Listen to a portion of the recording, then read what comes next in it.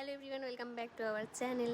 Ready হয়ে নিয়েছি, আজকে যাচ্ছি লাস্ট চেকআপের জন্য ডক্টরের কাছে। যাওয়ার সময় চলে এসেছিলো আমাদের অ্যাকোয়াগার্ডটা সারানোর জন্য।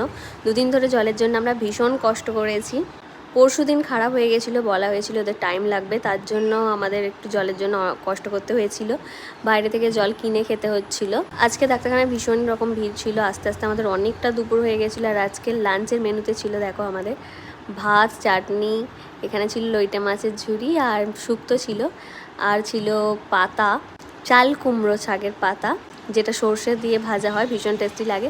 অনেক দিন ধরেই ভাবছিলাম যে বাজির দোকানগুলো এখনও বসছে না কেন, তো ফাইনালি আজকে বসেই গেছে দুটো।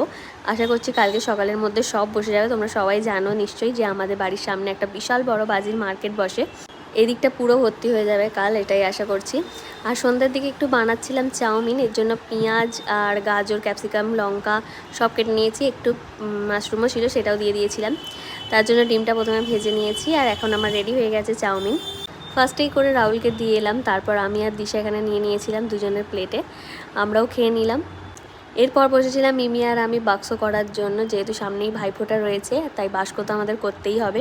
সো এটাই ছিল আজকে সারাদিন। Thank you for